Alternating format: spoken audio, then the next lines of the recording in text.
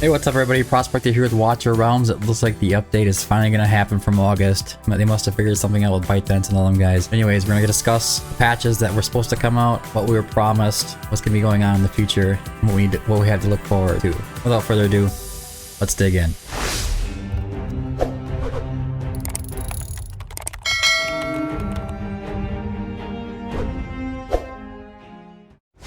Okay, so first, we got notice. In Discord, it says, Watcher Realms will be receiving a major update in mid-October. First of all, we want to thank everyone for the continued support of the game. We understand that some players have expressed concerns about Watcher Realms in the community due to recent update delays caused by a delayed store review process. So as soon as we confirmed the feasibility of the update content, we are excited to share this great news with you, ensuring you get reliable first-hand information. This mid-October update will bring the long-awaited upgraded arena season, a new feature where you can customize the attribute entries of recommended gear, new stages for artifact material raid. Additionally, a host of new heroes will be joining the fray. You can check out the detailed update content in the version preview, which will be released in early October. No matter what, we'll do our best to maintain a stable update frequency and continue releasing new content. We will keep pushing forward to provide you with a better experience. Thank you for your support, Commander, and stay tuned for more exciting news to come. So, I mean, it sounds like they're planning on releasing a plethora of things, but doesn't give you a lot of details of what actually is going to be releasing for the update. I would assume that they're going to quickly add everything that they had promised. Maybe not activate everything though. But we're gonna go through that today, and we're gonna go over the old updates and what was said to come. And there's a lot of good stuff that was supposed to be hitting us there. So, first I have a few images here. I hope you can see it. I'll zoom out a little bit. Alright, so here's the first part. This is the War Room. So they added War Room on the test server. You might have seen on a few of the test server videos. But basically they're taking all the stuff, like the Field Boss, the Demon Crusade, the Tide, Void Rift, off of the main screen, which you can see right here, here. It just kind of gets a little cluttered. They're going to be moving that all into a little special room called the War Room. It's not really a huge thing in the epilogue as well. I guess this is maybe there's like a UI cleanliness kind of thing. As far as quality of life goes, I mean, there's nothing special going on here. So, after that, here's the huge one. This is one that I was really excited to get and have been really impatient to receive it, but item optimization recommendation settings. You can go in there, you can select the gear sets, and you can require so many substats to be showing on that gear set in order for it to get the thumbs up. Makes it really easy for gear cleansing. It makes it easier for you not to miss gear. That's good. But basically it says here the system has default rules for gear recommendation. For different gear sets, you can edit or delete the default gear recommendation rules. Customized gear recommendation rules can also be added based on your needs. At some point you might decide like, okay, I never want to get another Guardian piece that has defense percentage as the main stat. You can set that up. You can take that off of the thumbs up and it'll never get a thumbs up again. And when you go to quick sell at the end of your gear raids, boom, it's gone. You don't have to worry about it anymore. It's going to make it a lot easier for us to farm and collect gear. It's a very convenient thing. And it does say in there that that will be added. Alright, so what's up next on the list here? The new exclusive artifacts. We have Trusk's exclusive artifact, Silent Fury. We have Falcia's exclusive artifact, Lucid Flame. And we have Kinez's exclusive artifact, Dead Water Diadem. I mean, this is nothing too crazy as far as I know. I'm sure that they're nice. And then one more thing about the gear recommendation is that we can get a code for our gear recommendation settings, which I definitely will be making one for myself. And I will share that code so people can use it.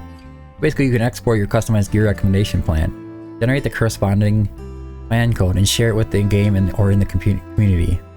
You can also import other commanders' customized gear recommendation plans using the plan's codes. So if you don't want to make your own code, you can go ahead and just pick up your favorite content creator codes, or maybe another player that you like to talk to and chat with a lot, and you know and trust his judgment and setup for gear recommendation rules. You can just like import it to your game. Obviously there's going to be different levels of codes that are going to work good for everybody. Some people are going to be a lot less picky. Like somebody like in late to end game like myself is going to be extremely picky. That's the gear I'm going to keep in this recommendation plan. But somebody early on is not going to be as picky. Like I might not want that gear, that defense percentage guardian piece anymore. I have like 10 of them. They don't go on anybody pretty much ever, and I don't really want any more, so I would not include that into my guardian set. Okay, so what is next? Oh, we also have a couple of skins in here. Trust skin, Komodo skin, and Vortex's skin, which I believe these are actually in. If I recall, let me look quick. Yeah, so Trust skin is in there. We have Komodo's skin. Where are you, Komodo? I mean, so yeah, that's in there as well. And then there's the Vortex skin, which I don't recall anything happening with that yet, unless I missed it. That would suck.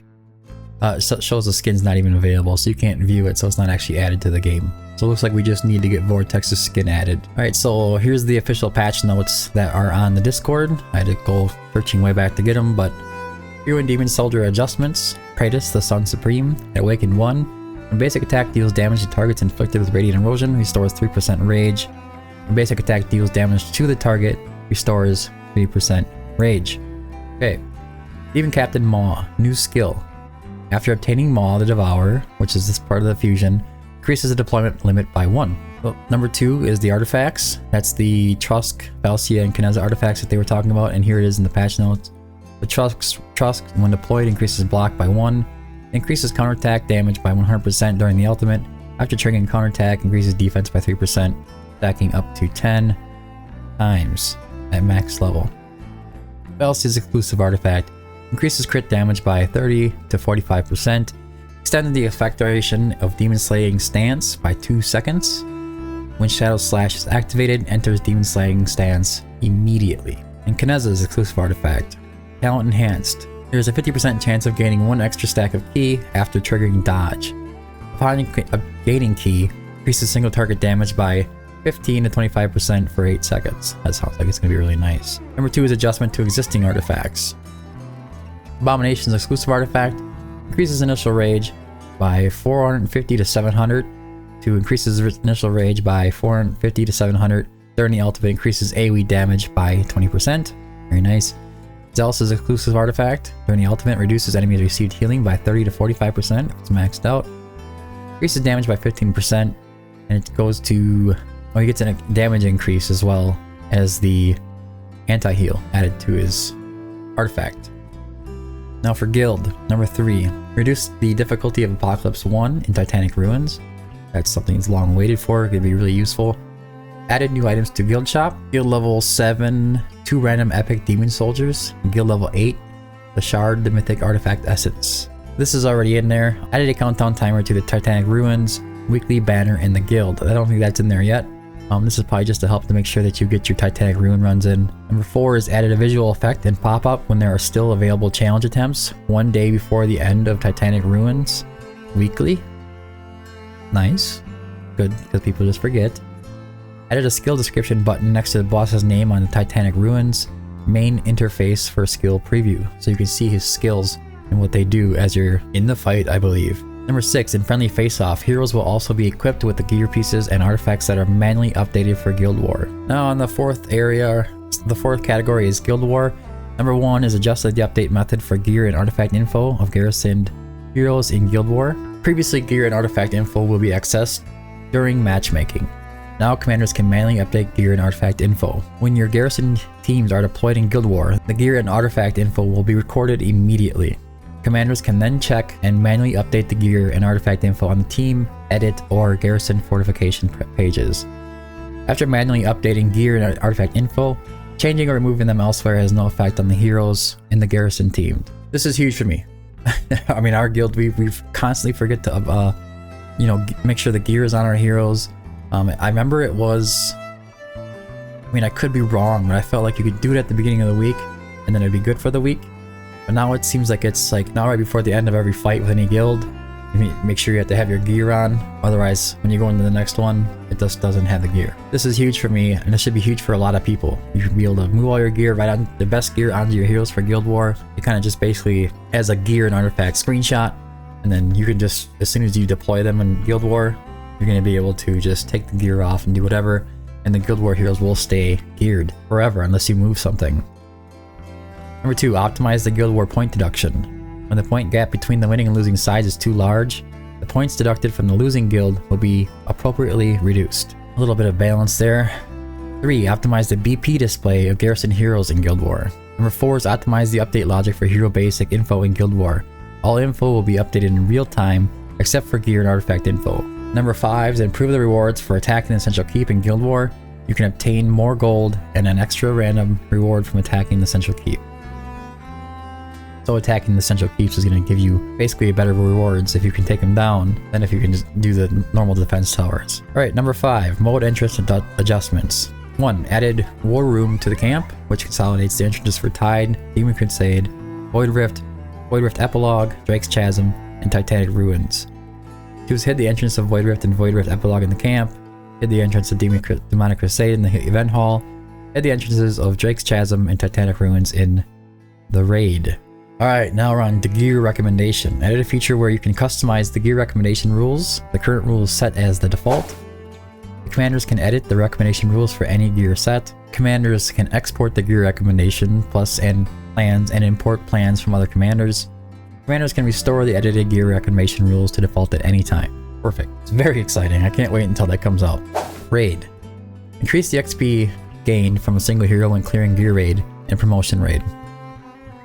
I don't know how big of a deal that is. It's, I guess, be a little extra for doing whatever, but it's nothing to be too concerned about. Number 2, adjustments to promotion raid extreme stages. So all insignia drops increase from 5 to 7. Extreme 2 is all insignia drops increase from 5 to 10. Stamina cost increased from 18 to 22. And then gear enhancement. You can now directly enhance gear pieces on the reward page of multiple auto fights and background fights. Gear can quickly be enhanced. Requirements to this feature is clear campaign stage N8-4. That is actually really cool. To be honest, it gets rid of the whole flashy animation and the whole process is quicker. So you can go, right when you get done doing like 300 gear raids, go ahead and quick sell all the non-thumbs up, and you can go in there and you can level them all up to level 8. It's still one at a time, but you can level them all up to level 8, and it's like you just click on the item, click level 8, hit the button, and it just goes to level 8, shows you what the stats are. You can choose to sell it off from there. It's very convenient. Doesn't seem like it's a big deal, but it is. Alright, so that's all I have for the video. I hope that Moonton follows up on their original promise from the August update. It's all these heroes going. The Savior Summoning Crystals. I know there's going to be a big event coming for Halloween with Hex's little bride there, if you want to call her that. And we have, Tallulah, Beelzebub, all those guys. Kagiri coming in as the next exclusive. Kagiri is very, very overpowered. You're going to want to make sure you have a good enough amount of resources to get him. He's going to be an exclusive 250 guaranteed summon. Don't know when that's going to be coming in though. Could be November, could be December, could be January, who knows, but it's going to be added to the game at some point, and he's definitely worth making sure you have enough summoning crystals for. As for when this update's going to be coming, it says mid-October. That could mean probably the first week to the third week, so it's going to be somewhere in there. As far as the guaranteed day, nobody can really tell you yet because they haven't told anybody yet. You can only speculate.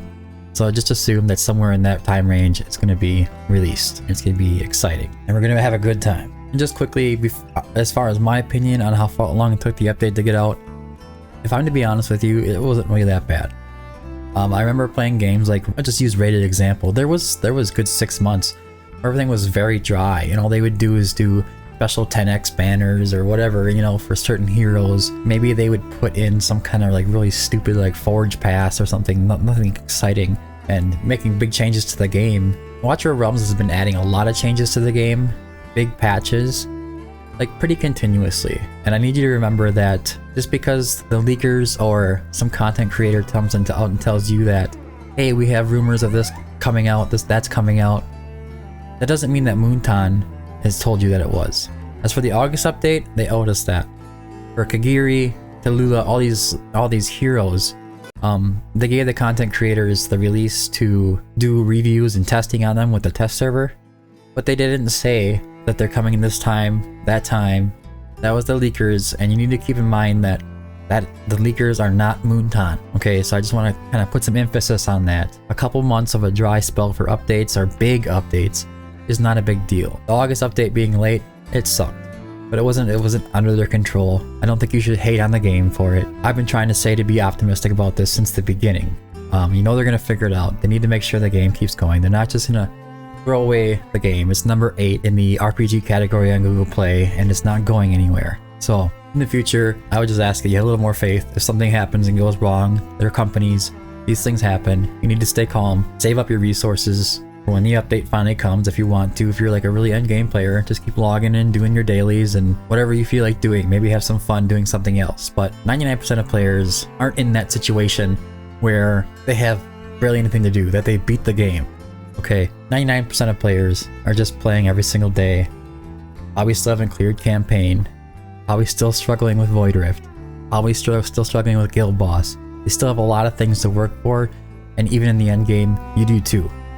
Unless you've opened up your wallet and whipped out mom and pa's credit card and like bought your way to A5 every single hero, you can always just keep collecting stuff and resources and waiting for that hero to pop up on a banner and then dropping hard to try to get that, and then try to push whatever content you're pushing. We have GVG, we have Guild Boss 2, we have the epilogue, there's plenty of things to do. Arena, you can push Arena. That's pretty standard if you're in the end game and you spent a lot of money and now you're sitting here waiting for a stale update and claiming that the game is dying. I think it's a little ridiculous. But anyways, that's it. That's all I have for the video. I hope you found it helpful. If you did, don't forget to like and subscribe. I'm going to try to keep you updated on everything that's going on the best that I can. I also like to make sure that I get the promo codes added to the community feed, so that it just comes up on your feed. When you open up YouTube, you'll be able to see a promo code has come up, or watch your realm, so anything like that. But anyways, that's it for the video. I hope you found it helpful. If you did, don't forget to like and subscribe. I'm very optimistic about this patch coming out. I can't wait. I'm really been impatient for Theory myself. I don't have Lucius, I don't have Praetus, so I really struggle on Guild Boss 2 with the Aegis shields, and I can never quite pop that 120k. So, with that all being said, thanks for tuning in, and until next time, keep digging.